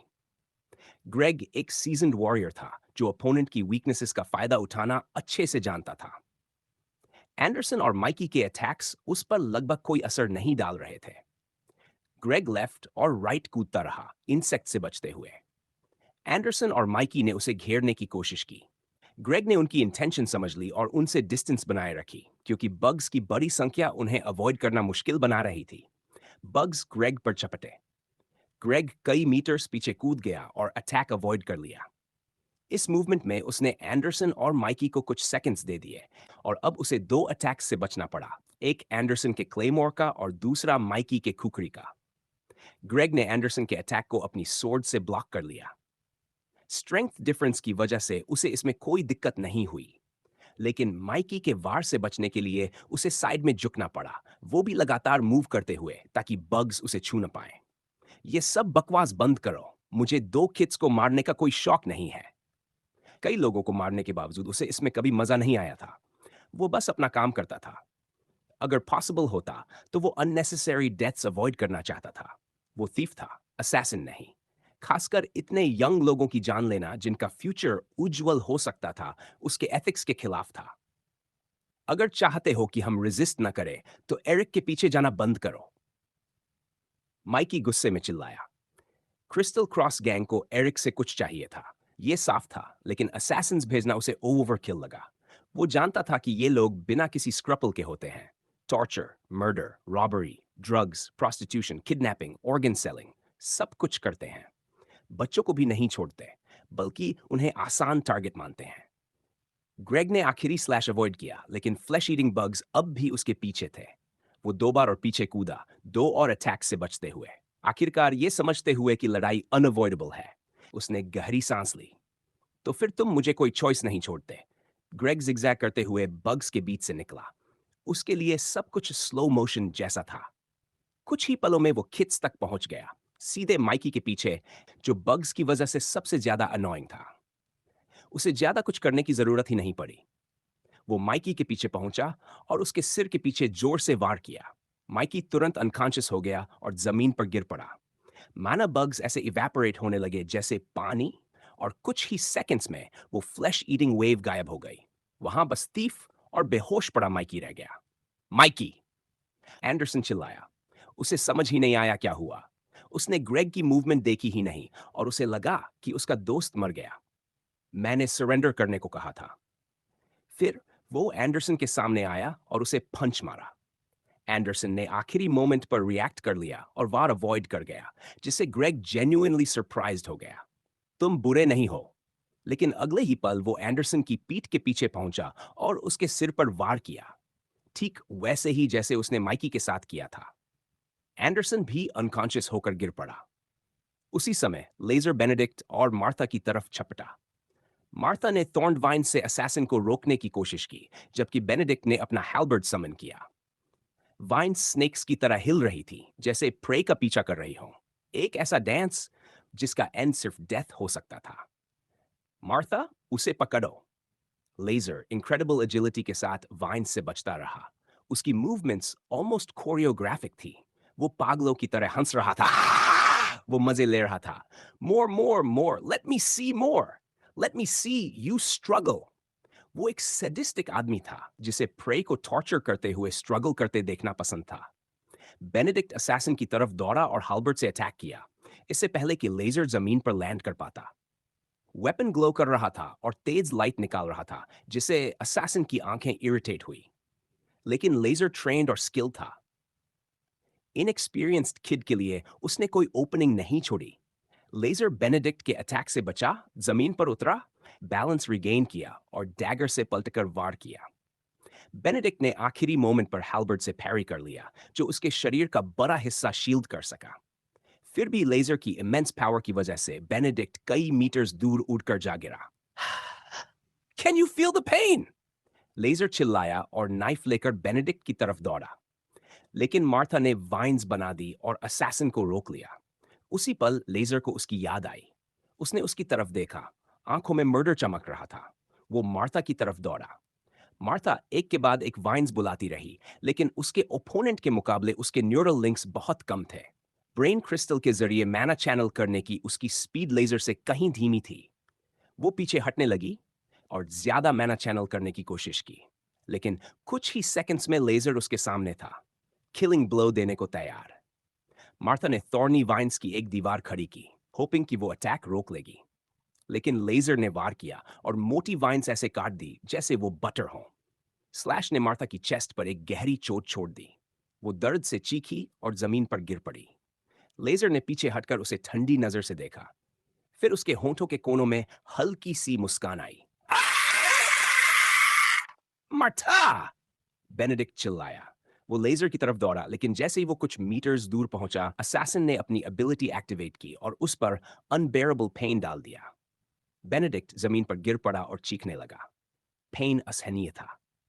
मार्था सब देख रही थी, बेनेडिक्ट की एगनी, लेकिन कुछ कर नहीं पा रही थी। बेनेडिक्ट! आंसू झरने की तरह बहे थे। That's it! That's what I want to hear! Let me hear you scream and despair! लेजर हंसते हुए बोला। वो मार्था की तरफ बढ़ा। वो उठने की कोशिश कर रही थी, अपने वूंड से बहते खून को रोकते हुए। लेजर ने यह देखा और भी विकेड स्माइल दी। आह, तुम्हें उसकी परवाह है, राइट? लेजर ने कहा।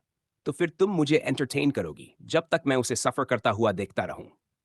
No please. लेजर ने अपना पैर जोर से मार्था की चेस्ट पर रखा, उसी वूंड पर, और दबाव डालने लगा। वो हिल भी नहीं पा रही थी, दर्द से तड़प रही थी। लेकिन वो यहीं नहीं रुका। उसने और मैना बेनेडिक्ट के शरीर में भेजा। जब बेनेडिक्ट को टॉर्चर किया जा रहा था, उसी वक्त एरिक और फ्लॉयड स्लाइस के खिलाफ एक बेहद मुश्किल लड़ाई में फांसे हुए थे। किस्मत से स्लाइस के पास कोई अजीब ब्रेन क्रिस्टल पावर नहीं थी। वह सिर्फ एक स्वॉर्ड कंजर करता था। लेकिन वह एक मास्टर स्वॉर्ड्समैन था। उसकी मूवमेंट्स अजीब, अनप्रेडिक्टेबल और ऑलमोस्ट अननेचुरल थीं। अगर फ्लॉयड की पावर नहीं होती, तो दोनों के लिए उसके सामने टिक पाना नामुमकिन था। फ्लॉयड के पास बहुत कम मैना बचा हुआ था, क्योंकि उसे पहले ही उन कायर इडियट्स को प्रोटेक्ट करना पड़ा था जो भाग खड़े हुए थे। फिर भी जितना मैना उसके पास बचा था, वह स्लाइस को गंभीर रूप से इंपेयर करने के लिए काफी था। फ्लॉयड ने असैसिन की टांगों को टारगेट किया, जिससे उसकी रनिंग स्पीड काफी कम हो गई। लेकिन सच्चाई यह थी कि स्लाइस ने जानबूझकर फ्लॉयड को उसे टारगेट करने दिया था। लेजर की तरह स्लाइस भी एक फ्रीक था, एक पागल आदमी। लेकिन उसका मजा टॉर्चर में नहीं था। उसे सुपीरियरिटी का नशा पसंद था। उसे वो पल अच्छा लगता था जब उसका दुश्मन समझ समझ जाता था कि वह जीत नहीं सकता, और उस रियलाइजेशन के साथ जो डिस्पेयर आता है। और इससे बेहतर तरीका क्या हो सकता है सिवाय खुद को हैंडीकैप देकर भी अपनी सुपीरियरिटी साबित करने के। इस तरह वह एरिक फ्लॉयड मन में बची खुची उम्मीद को भी कुचल देना चाहता था। स्टॉप हिम फ्लॉयड, एरिक चिल्लाया। आई एम ट्राइंग, फ्लॉयड ने जवाब दिया। एरिक और स्लाइस की स्वॉर्ड्स आपस में टकरा रही थीं, लेकिन साफ था कि स्वॉर्ड्समैनशिप में स्लाइस एरिक से कई गुना आगे था। यह किसी बच्चे और एक अनुभवी योद्धा की लड़ाई जैसी लग रही थी। फिर भी एरिक हार मानने को तैयार नहीं था। उसे पता था कि अगर उसने समय नहीं खींचा तो उसे किडनैप कर लिया जाएगा। टीचर्स कहाँ हैं? एरिक ने मनी मन सोचा। पूरे 10 मिनट बीत चुके थे और अभी तक कोई surrender kid, you are a shitty swordsman, Slice हंसा। Shut up old man, Eric चिल्लाया। फ्लॉयड ने पीछे से स्पीयर से हमला करने की कोशिश की, लेकिन स्लाइस हर बार बच निकलता, जैसे उसकी पीठ में भी ही आंखें हों। एरिक ने हॉरिजॉन्टली स्लैश किया। स्लाइस ने आराम से पैरी कर दिया। एक और बड़ी समस्या सामने आ रही थी। एरिक को अपनी स्वॉर्ड टूटने से बचाने के लिए उसमें बहुत ज्यादा माना चैनल करना पड़ रहा था। इसका मतलब था कि उसका माना तेजी से खत्म हो रहा था। यही वह पल था जब एरिक को रैंक्स और न्यूरल लिंक्स की असली अहमियत समझ आई। फ्लॉयड ने फिर स्पीयर से वार किया, लेकिन स्लाइस हवा में 3 मीटर उछल गया और एक ही स्विंग में स्पीयर को 2 हिस्सों में काट दिया। उसने अपने शरीर में थोड़ा मैना चैनल किया, जिससे फ्लॉयड की पावर बेअसर हो गई। अचानक उसकी स्पीड दोगुनी हो गई। स्लाइस सीधे फ्लॉयड के पीछे पहुंचा। एरिक ने पूरी ताकत से बीच में आकर स्लाइस का स्लैश पैरी किया। अगर वह एक पल भी लेट हो जाता तो फ्लॉयड का सिर उसके शरीर से अलग हो चुका होता। लेकिन वार इतना जोरदार था कि एरिक और फ्लॉयड दोनों कई मीटर दूर उड़कर एक पेड़ से जा टकराए। फ्लॉयड सिर लगने की वजह से तुरंत अनकॉन्शियस हो गया। एरिक की आंखों के आगे कुछ सेकंड के लिए अंधेरा छा गया। जब उसने आंखें खोली, स्लाइस सामने खड़ा था। एरिक ने आखिरी वक्त पर सोर्ड उठाकर हमला रोका। स्लाइस अब भी उसका अपमान करने का मजा ले रहा था। जब भी एरिक के चेहरे पर दर्द या डिस्पेयर दिखता, स्लाइस को अजीब सी खुशी मिलती। स्लाइस की ताकत टेरिफाइंग थी। एरिक जितना भी जोर लगा रहा था, स्लाइस अनस्टॉपेबल लग रहा था। एक और वार एरिक ने ब्लॉक किया। वह पास पहुंचा, लेकिन स्लाइस ने आसानी से डॉज किया और पलटकर उसे सोर्ड से मारा। दर्द था, लेकिन स्लाइस रुकने वाला नहीं था। उसे अपने प्रे को मारने से पहले टॉर्मेंट करना पसंद था। कुछ और एक्सचेंजेस के बाद स्लाइस को लगा कि अब काफी हो गया। वह एरिक के पीछे पहुंचा और उसकी पीठ पर जोरदार स्लैश किया। क्या? एरिक चीख उठा। उसकी आंखों में आंसू आ गए। खून उसकी पीठ से बहने लगा और वह जमीन पर गिर पड़ा। स्लाइस ने उसे कंटेम्प्ट और सेटिस्फैक्शन भरी नजर से देखा और फिर एरिक के सिर पर लात मारी। एरिक अनकॉन्शियस हो गया। इसी बीच जैकरी की लड़ाई ग्वेन से हो रही थी, लेकिन हालात उनकी उम्मीद के मुताबिक नहीं थे। एरन ने जमीन पर अपना स्लाइमी कोरोसिव सब्सटेंस फैला दिया, लेकिन जैकरी ने माना सर्कुलेट करके उसे अपने शरीर पर असर नहीं करने दिया। चलने में थोड़ी दिक्कत थी, लेकिन उसकी स्ट्रेंथ इतनी ज्यादा थी कि यह कोई बड़ी समस्या नहीं बनी। ग्वेन एरन को बचाने के लिए सामने खड़ी थी। जैकरी के अटैक्स टैंक कर रही थी। जैकरी अब स्टूडेंट से तंग आ चुका था। टीचर्स कभी भी आ सकते थे। एरन ने उसकी टांगों पर सोर्ड से हमला किया, लेकिन जैकरी आराम से बच गया। तभी ग्वेन ने हमला किया, उसका मुक्का सीधा जैकरी की ओर। You're a good fighter, Zachary ने calmly कहा, but you don't have much stamina. You're still a greenhorn. Gwen ने जवाब नहीं दिया। उसने अपनी पूरी ताकत से चेस्ट पर वार किया और अपनी आर्मर में इंसेन अमाउंट में माना चैनल किया। जैकरी ने लेफ्ट हैंड से पंच ब्लॉक किया और पलटकर ग्वेन के चेहरे पर मुक्का मारा। नाक टूट गई। खून बहने लगा। डैम! ग्वेन बुदबुदाई। अब जैकरी ने फैसला कर लिया। उसने शैडो बाइंड इस्तेमाल करके ग्वेन को जकड़ लिया और एरन की तरफ दौड़ा। एक पंच। एक्री वापस ग्वेन के पास आया और लगातार पंचेस मारने लगा। 10 वार तक ग्वेन टिकी रही, लेकिन आखिरकार एक पावरफुल ब्लो ने उसका माना खत्म कर दिया। वह जमीन पर गिर पड़ी, अनकॉन्शियस। उसी वक्त स्लाइस ने एरिक को केओ कर दिया था। लेजर अब भी टॉर्चर में डूबा हुआ था। ग्रेग एंडरसन से निपट चुका था। Slice, grab the kid, I am sick and tired of this shit, Zachary चिल्लाया। Ah, I didn't kill anyone yet, Slice बोला। I don't care. You wasted time playing, Zachary ने ठंडे स्वर में कहा। स्लाइस ने लेजर की तरफ देखा। वह अब भी बेनेडिक्ट को टॉर्चर कर रहा था। स्लाइस की आंखों में जेलसी साफ छलक रही थी। 10 मिनट्स अर्लियर, 10 मिनट पहले मास्टर रुक को कुछ स्टूडेंट्स की तरफ से डिस्ट्रेस सिग्नल मिला। शुरुआत में वह थोड़ा इरिटेटेड हुआ क्योंकि वे फर्स्ट ईयर स्टूडेंट्स थे जो बैरियर से मुश्किल से 5 किलोमीटर से ज्यादा दूर गए थे। लेकिन जैसे ही उसने देखा कि कॉल किसने की है, उसका एक्सप्रेशन बदल गया। मदद मांगने वाली टीम फर्स्ट रैंक्ड टीम थी, जिसके नाम पर हजारों किल्स दर्ज थे। ऐसी एफिशिएंट टीम को उनसे कहीं ज्यादा वीक मॉन्स्टर से परेशानी हो रही हो, यह बात उसे अजीब लगी। इसी वजह से मास्टर रूक ने तुरंत उनकी ओर स्पीड बढ़ा दी। लेकिन वह कई किलोमीटर दूर था, इसलिए उसे पता था कि वहां पहुंचने में समय लगेगा। उसे बस यही उम्मीद थी कि बच्चे उसके पहुंचने तक जिंदा रहें। वह कुछ देर जंगल के बीच से गुजरा ही था कि 5 मिनट के भीतर उसी जगह से मल्टीपल डिस्ट्रेस सिग्नल्स आने लगे। पिप पिप, व्हाट द। अब 30 से ज्यादा लोग मदद मांग रहे थे। इतने सारे डिस्ट्रेस्ड मैसेजेस एक साथ देखकर मास्टर रुक का दिमाग सुन्न हो गया। उसे समझ ही नहीं आ रहा था कि हो क्या रहा है। स्वाभाविक रूप से उसने मान लिया कि यह थाइड्स का हमला होगा। आखिर वे शहर के बाहर थे और आसपास कई मिलिट्री पेट्रोल्स घूमते रहते थे। लेकिन अगर इतने लोग थाइड्स से जूझ रहे थे, तो इसका मतलब या तो थाइड्स की संख्या बहुत ज्यादा थी, या फिर कोई हाई लेवल थाइड बैरियर के पास आ गया था। और यह बेहद अजीब बात होती। जितना ज्यादा लेवल, उतनी ज्यादा इंटेलिजेंस। ऐसे थाइड्स आमतौर पर बैरियर से दूर ही रहते थे, क्योंकि उन्हें पता होता था कि वह कितनी खतरनाक जगह है। फिर भी इतना इंटेलिजेंट थाइड सारे पेट्रोल्स और सिटी टेक्नोलॉजी से बचकर अंदर आ जाए, यह बात हजम नहीं हो रही थी। सवाल ही सवाल थे, और जवाब ढूंढने की जिम्मेदारी अब उसी पर थी। एक बात जो मास्टर रुक के दिमाग में जरा भी नहीं आई, वह यह थी कि बच्चों पर हमला करने वाले मॉन्स्टर्स नहीं, बल्कि इंसान हो सकते हैं। मल्टीपल डिस्ट्रेस सिग्नल्स मिलने के 2 मिनट बाद ही 9 टीचर्स का एक ग्रुप उसके पास पहुंचा। वह सब रेड पैलेस के मास्टर्स थे, उसके कलीग्स, जिनके साथ वह काफी समय से काम कर रहा था। जैक, मास्टर रुक ने कहा। एक और स्वॉर्ड मास्टर ने डिस्ट्रेस सिग्नल मिलने के बाद 8 और रेड पैलेस मास्टर्स को इकट्ठा किया था और स्टूडेंट्स को बचाने निकल पड़ा था। मैथ्यू, कलहन ने जवाब दिया। What the hell is happening? रुक ने पूछा। Honestly, नोआइड ने कहा। हमें भी कुछ मिनट पहले सिग्नल्स मिले। तुम पास थे तो पहले तुम्हारे पास आ गए। हाँ, रुक ने कहा। मैं पहले से ही यहां आ रहा था।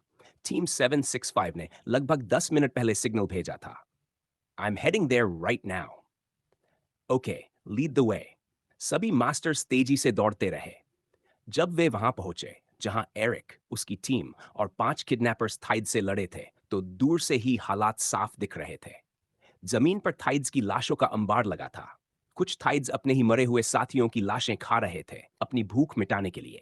कुछ के शरीर बीच से कटे थे, कुछ के सिर धड़ से अलग थे, कुछ के दिमाग सीधे छेद दिए गए थे। कई के हाथ पैर गायब थे और कई के शरीर में एक दो जगह बड़े छेद थे। जगह जगह फटे हुए पेट, बाहर गिरी आंतें, खून और गंदगी। पूरा इलाका सरान से भरा हुआ था। जमीन खून और गंदे पदार्थों से लथपथ थी। ये एक मैसेकर था, भयानक। लेकिन साथ ही ये इस बात का सबूत भी था कि जो लोग अब भी जिंदा थे, वे कितने ताकतवर थे।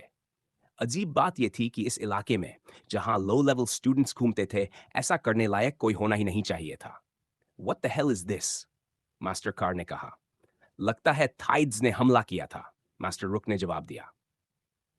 हाँ, लेकिन ये मॉन्स्टर्स फर्स्ट ईयर स्टूडेंट्स के लिए बहुत ज्यादा पावरफुल है, कैलाहन बोला। एक दो मारना तो मुमकिन है, लेकिन हजारों? You're right. कुछ तो गड़बड़ है। दौड़ते हुए मास्टर रॉजर्स अचानक बोला, इज दैट क्रोम्बोज स्लाइम? लगता तो ऐसा ही है, कलहन ने कहा। बैरियर के पास क्रोम्बो की मौजूदगी सुनते ही सभी टीचर्स टेंस हो गए। अगर क्रोम्बो यहां था, तो कोई ऐसा भी रहा होगा जो उससे लड़ सके, मास्टर कार ने कहा। स्टूडेंट्स का ग्रुप इसे सर्वाइव नहीं कर सकता। मास्टर फ्लोरेस ने आसपास ध्यान से देखा। कोई स्टूडेंट की लाश नहीं थी, इसका मतलब स्टूडेंट्स बच निकले थे। लेकिन उसने ये भी नोटिस किया कि ज्यादातर बॉडीज एक छोटे से एरिया में थी और उससे आगे सिर्फ 30 से कम थाइड्स मरे पड़े थे। मुझे लगता है यहां सच में कोई और था, फुरस बोला। शायद उसी ने स्टूडेंट्स को प्रोटेक्ट किया। कुछ थाइड्स आगे निकल गए जिन्हें स्टूडेंट्स ने मारा। हो सकता है, मास्टर रुक ने कहा। लेकिन सच तब पता चलेगा जब हम उनसे मिलेंगे। लेट्स गो, कैलाहन ने कहा। वे आगे बढ़े। थोड़ी देर बाद वे उस जगह पहुंचे जहां एंडरसन ने अपनी पावर इस्तेमाल की थी। जमीन जली हुई थी, पेड़ टूटे पड़े थे। एक 100 मीटर के रेडियस में या तो पेड़ जल रहे थे, या आधे टूटे हुए थे, या गिरने ही वाले थे। यह एंडरसन वर्थिंगटन की पावर है। मुझे पता था कि उसका ब्रेन क्रिस्टल पावरफुल है, लेकिन इतना ज्यादा नहीं। तुम्हें यह बच्चा पसंद है? कलहन ने पूछा। He is a promising student, रुक ने कहा।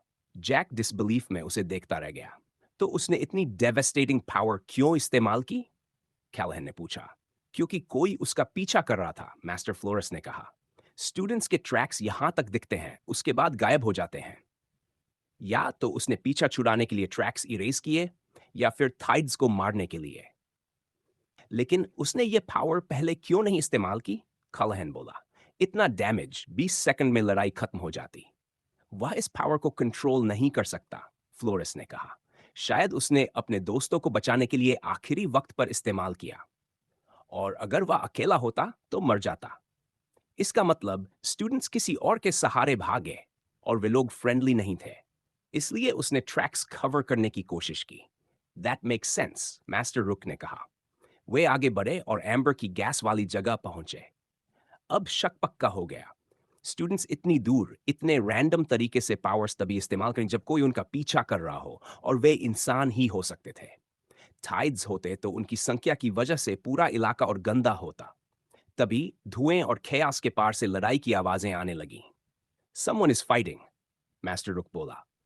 It must be the students, master fluoresce ने कहा। We have to be quick, कालाहन चिल्लाया। वे दौड़े। पहले सिर्फ चीखें सुनाई दी, फिर आवाजें साफ होने लगीं। Stop! You will kill him. Martha की आवाज आई। Slice! Grab the kid! I'm sick and tired of this shit! Ah, I didn't kill anyone yet. I don't care. You wasted time playing with the kids. Slice ने laser की तरफ देखा, जो अब भी Benedict को टॉर्चर कर रहा था। उसकी आंखों में जेलसी साफ थी। उसी पल मास्टर रुक समझ गया, क्रिस्टल क्रॉस गैंग।